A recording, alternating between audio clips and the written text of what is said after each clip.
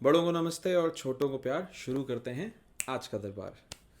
तो आज हम बात करने वाले हैं उन लोगों के बारे में जो कि शादी के चक्कर में फंस गए हैं। अब ये जो चक्कर है ये मैं थोड़ा एक्सप्लेन करूँगा अभी। बेसिकली जो लोग भी लव मैरिज करना चाहते हैं, उस केस में भी इंटरकास्ट है, लड़की बड़ी है बहुत या लड़का बड़ा है बहुत, और स्टिल वो अपने पेरेंट्स को कन्विंस करना चाहते हैं, तो वहाँ पे जो इनपुट्स लगेंगे ना आपको, वो मैं देने वाला हूँ फिलहाल। तो आप वीडियो में बने रहें बिकॉज हम इस टॉपिक पे ही डिटेल में बात करने वाले हैं, पॉइंट बाय पॉइंट। तो भाई, घर वालों को मनाने से पहले क्या जानना ज़रूरी है ये समझ लेते हैं।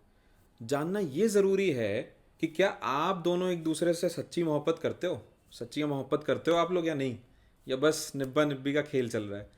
तो अब ये वीडियो कौन ना देखें पहले वो बता देता हूँ। तो अगर आप निब्बा निब्बी हैं, बाई दैट आई मीन आपका प्यार थोड़ा डामाडोल है, कैजुअल लव है, पैसे वैसे उतने कमा नहीं रहे हो, घर वालों पे डिपेंडेंट हो, please please don't watch this video. यहीं रुक जाओ, आपका समय हो जाएगा व्यर्थ। अब अगर आप सीरियस लवर्स हो, यहाँ पे वो लोग हैं अगेन जो कि ऑलरेडी 2-3 साल नौकरी कर सकते हैं, कर चुके हैं, 1.5-2 साल से कर रहे हैं, जस्ट अभी कर रहे हैं, but they are seriously in love. ये आइडेंटिफाई कैसे करेंगे इसको बता देते हैं। तो भैया ऐसा समझ लो, अगर तुम एक दूसरे से शादी करना चाहते हो, सच्चियाँ मोहब्बत करते हो, तो सबसे पहले एक दूसरे से एक सवाल करना। आज ही कर लेना, ठीक है। सबसे पहले एक सवाल करना कि भाई, in case our parents don't agree, will we still get married, would we like to still get married. तो ये सवाल कर लो भैया कि शादी करनी है तब भी तुम्हें आनी। कोर्ट मैरिज, मंदिर वाली शादी, मूवीज में सब देख रखा है आपने। जैसे भी करनी है या नहीं करनी, दिल पे हाथ रखिए और जवाब दीजिए एक दूसरे को, ठीक है। तो दूसरा पॉइंट क्या है? दूसरा पॉइंट ये है कि भैया, ये चेक कर लो दोनों लोग कि तुम्हारे यहाँ कोई माँ, दादी, मम्मी, पापा, मतलब माँ 2 बार बोल गया मैं, है ना। तो इनमें से कोई भी बीमार तो नहीं है। मतलब भगवान करे आपके यहाँ सब अच्छे हों, बट अब ये जेनरिक केस तो है नहीं, ठीक है। जेनरिक केस तो वही है जो मैं बोल रहा हूँ। तो ये ज़रूर चेक कर लो किसी की फैमिली में किसी की ऐसी कोई कंडीशन तो नहीं है जो आप पे बहुत ज़्यादा डिपेंडेंट है। क्योंकि मूवीज़ हो, वो भी मूवीज़ भी एक्चुअली रियलिटी से ही बनाई जाती हैं, राइट। और अक्सर लड़कियां इस बात में थोड़ा स्टीरियोटाइप भी हैं। सो जितनी भी लड़कियां, महिलाएं, भैया I am sorry but you are stereotyped.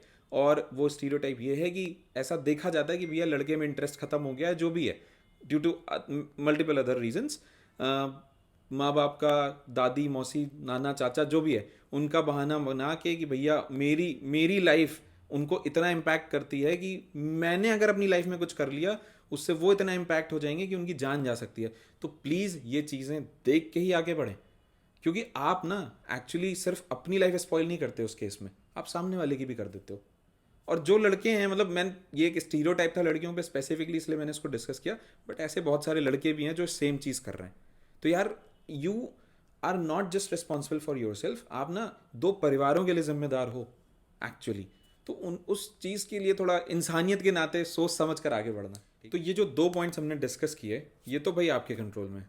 यहाँ पे आप एक दूसरे से पता लगा लोगे, अपनी स्टेटस को चेक कर लोगे, वगैरह वगैरह वगैरह।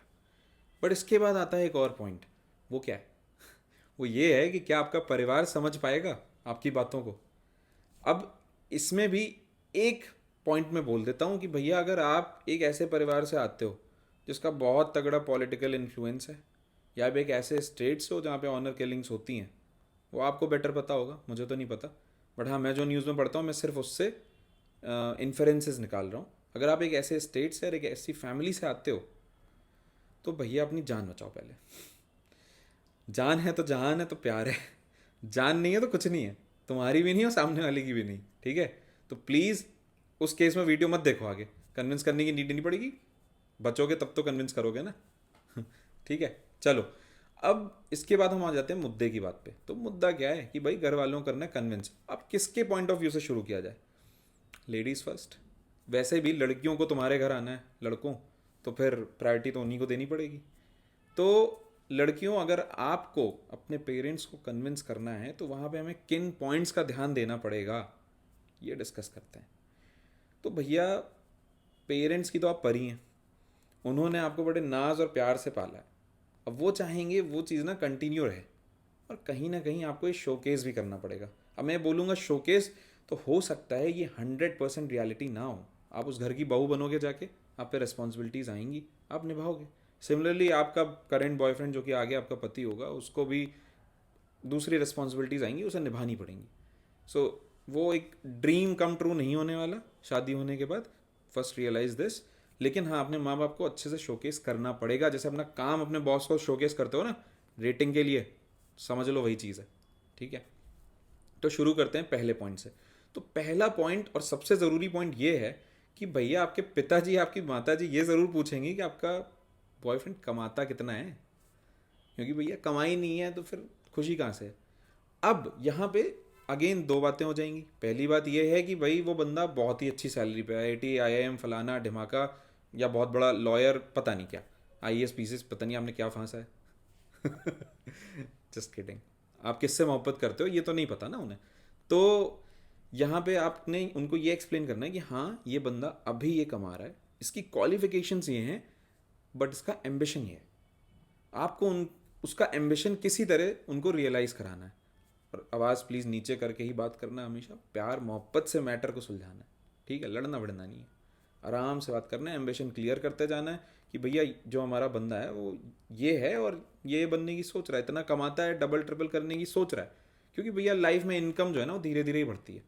एकदम से कोई मार्क जकरबर्ग तो बनने नहीं वाला है यहाँ पे। ठीक है, बन गया तो अच्छी बात है। ठीक। दूसरा पॉइंट क्या है, वो आपको कैसे एम्पावर करता है। अब अगर यहाँ पे मैं उन लोगों को एट अ एडवांटेज भी कंसिडर करूंगा जिन्होंने थोड़ा ज़्यादा लंबे पीरियड के लिए ऑलरेडी डेट कर रखा है।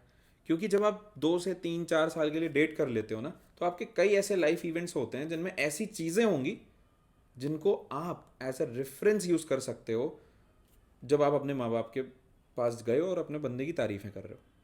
वो क्या हो सकते हैं।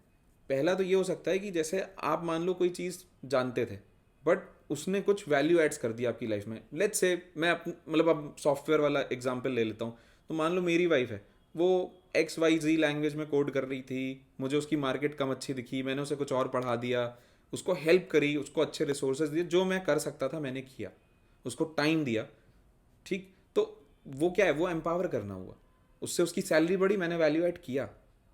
या उसकी हेल्थ में बहुत सारे इश्यूज थे, मैं फिटनेस फ्रीक था या समथिंग लाइक दैट, मैं उसको किसी गेम में खिलाने लग गया, लेट्स से हम बैडमिंटन खेलने लग गया, जिम जाने लगे, और एक हैबिट कल्टीवेट कर दी उसके अंदर। तो क्या है, ये एक वैल्यू ऐड है।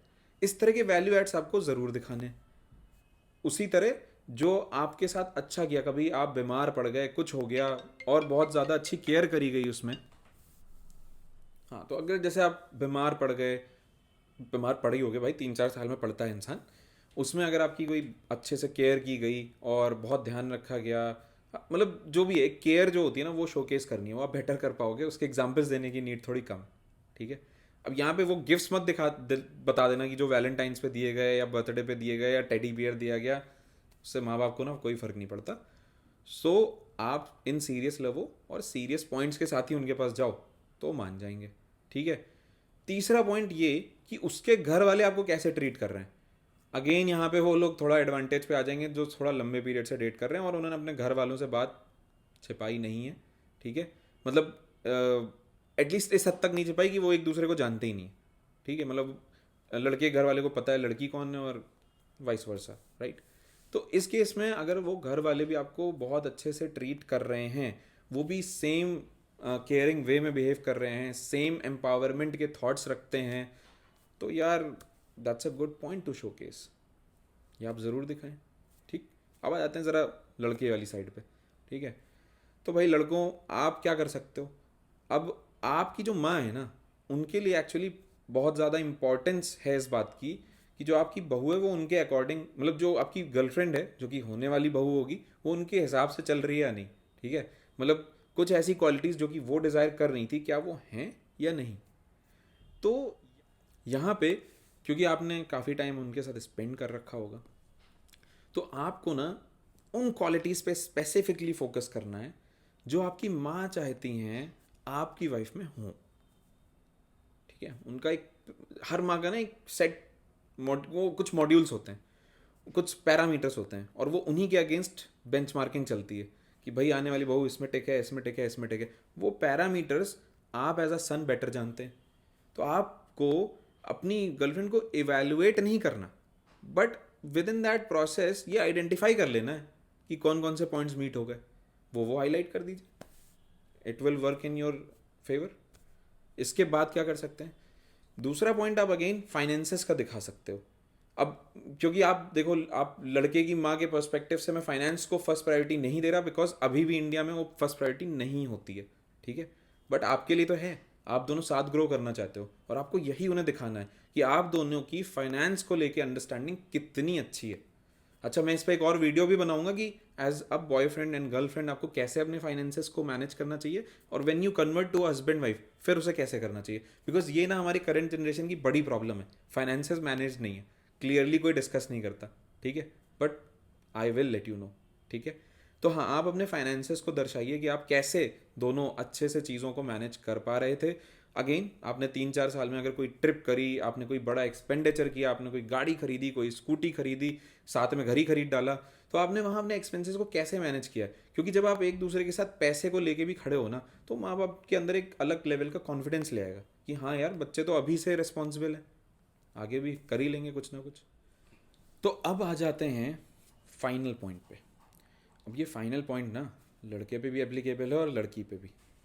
तो भाई ये है क्या, ये है लोग क्या कहेंगे और लव मैरिज खराब ही होती हैं वाला बायस। और ये ना सबसे डेंजरस पॉइंट है टू हैंडल, ठीक है, लेकिन इसको हैंडल करने का एक मिस्चीवियस वे है। अब कई लोग मुझे इस पर कोट कर देंगे कि भाई तूने क्या बकवास कर दी और क्या सिखा रहा है बच्चों को, ठीक है, बट भाई देखो, फिलहाल अपना काम बनता एंड भाड़ में जाए, समझ गए ना। तो फिलहाल हमें अपना काम बनाना है, उसके लिए हमें ये देखना है कि डेटा पॉइंट्स क्या है हमारे पास, हमने माँ बाप को कन्विंस करेंगे कैसे इस मुद्दे पे।